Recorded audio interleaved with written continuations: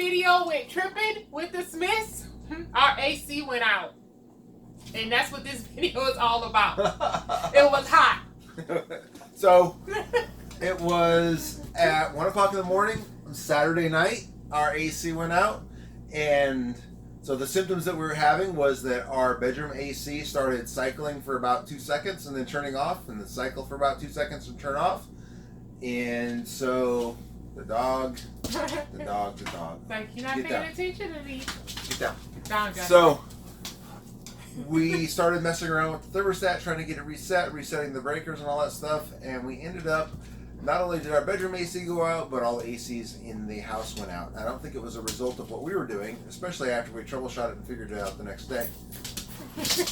Jasper. Sit. No.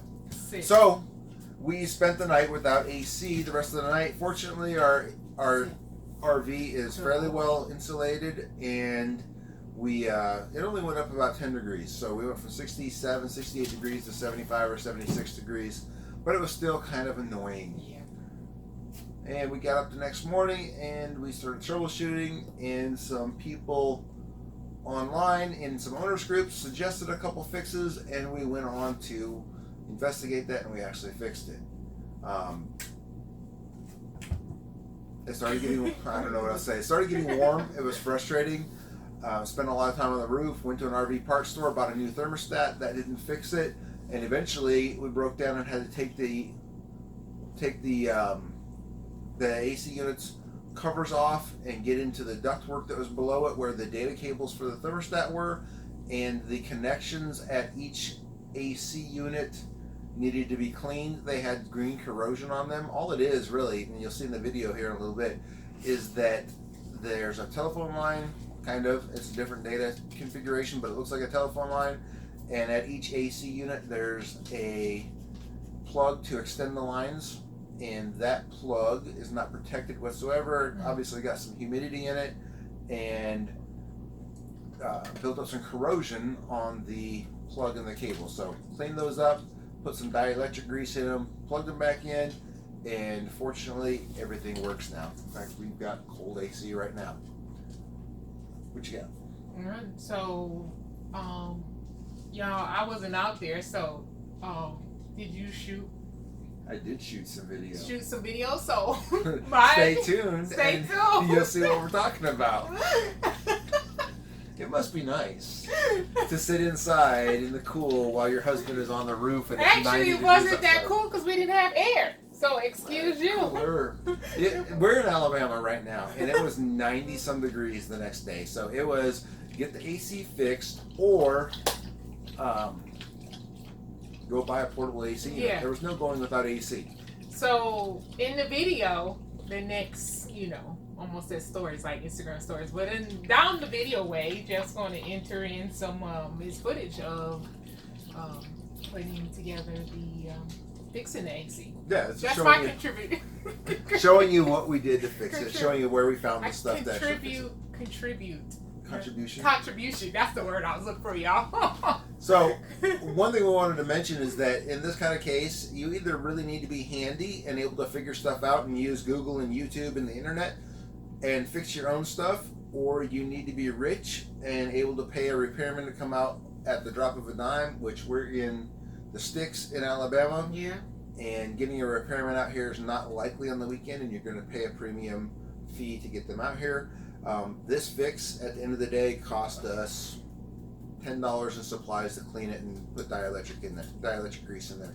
Yeah. That's probably more like $20, but really less than even the minimal service charge cost from a mobile RV repairman. And we were able to get it done before it got too hot on the same day that it all broke down. So it's good to figure out how to fix this stuff on your own so you're not relying on somebody else. Heaven forbid that you actually got to drive and drag your trailer into a repair shop and give it up for a few weeks, especially if you're full time. So, anyways.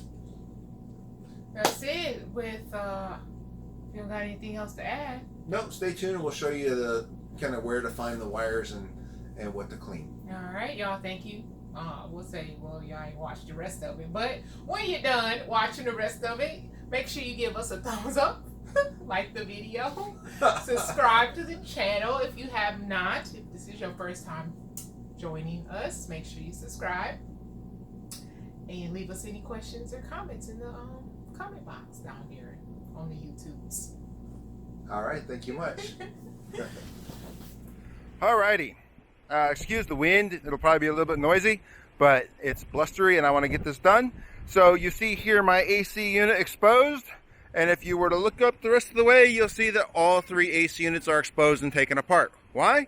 Well, because last night our AC went out halfway through the night, and it actually started, our bedroom AC, which we always have on fan, was cycling for about a second and off, and on for a second and off, and eventually it all quit. Well, I turned it off and I tried to troubleshoot it last night, but it all quit. So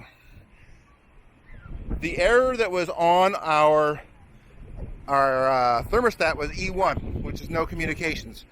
The first thing I did really quick was went and got a new thermostat, just hoping and praying that was it.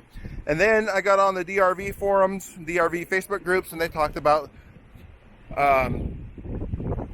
condensation and corrosion in the connectors. So if we look, you'll see that you've got a couple RJ45 connectors down there at the bottom. That's your data connectors that go to your thermostat, and they feed back through here underneath the cover that you won't see, and they actually go into the AC racetrack, and they use these cheap little connectors right here and plug in to extend them to the next one.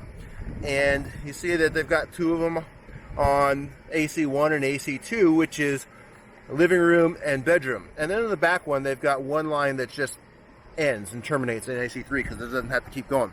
So we went ahead and took all this apart. You can see this is what it looks like without the styrofoam on it, right there. And then we put the styrofoam back on it when we put it together, but you take all that off and you can actually get to those cables. And then if you unplug them and look carefully, you'll see that they got a little bit of green corrosion on them. And I used this, which is a specific electrical contact connector cleaner, to clean them all. I also did the ones on the boards. The ones on the boards are a little bit harder, and I did not see any corrosion on those at all. But you can see where we had to pull them all off, pull that mess of wires out of there, which isn't really that hard once you get the hang of it, and clean those contacts. Clean all the contacts in the ductwork, which is where all the corrosion was. And then we went downstairs to try it out. And I will pick this back up when we get back downstairs. Right now I'm going to put these together, and I'm going to get some AC running in the house because it's 85, 86 degrees outside. It's getting a little bit warm. So this is what an AC unit looks like when you pull the cover off. This styrofoam just pulls off. Excuse me. And then you've got a plastic cover that's got both tabs and screws, so you take all those off, and then you can get to that raceway, that ductwork underneath if you've got ductwork. Put that down, and then put the cover back on. The cover has 4 screws. You can see those flat screws there, so look for those flat screws wherever they may be on your cover. Take them off, and that pops right off. Alrighty. As you can see by the display there, we have air conditioning again. So it should be cooling off in here soon. Now, one thing to note when you're cleaning the contacts is that down here in the fuse panel, that fuse right there that says 3 on it, the purple one, that 3 amp fuse, that is the fuse for the thermostat. And I don't know if you can see this fuse, but spraying the electric cleaner on there caused it to bridge the gap and blow the fuse. So either pull the fuse or make sure you have another one on hand. I'd recommend pulling the fuse. If you need to know which fuse it is, your fuse panel has the layout there. And always flip your breakers before you start playing around in there, because I didn't, and you know, a little bit of shock. Not a big deal though, but it could be a big deal one of these days. So always flip your breakers. Now, I used this specific electric contact cleaner. I picked it up when I went and got the new thermostat. You can use WD-40 or some other water displacer as well. And then I also picked up this CRC dielectric grease. I highly recommend you pick some of that up. It's the same thing you use in spark plug boots and light bulbs, and you squirt a little bit of that in each jack before you plug them back in, because that will prevent moisture from getting in there, prevent this problem from happening. And handy dandy toothbrush, That's what I use to clean all my contacts with. It's long enough bristles to reach in there and reach in there and clean out the corrosion, and you end up with nice shiny contacts. So there you have it.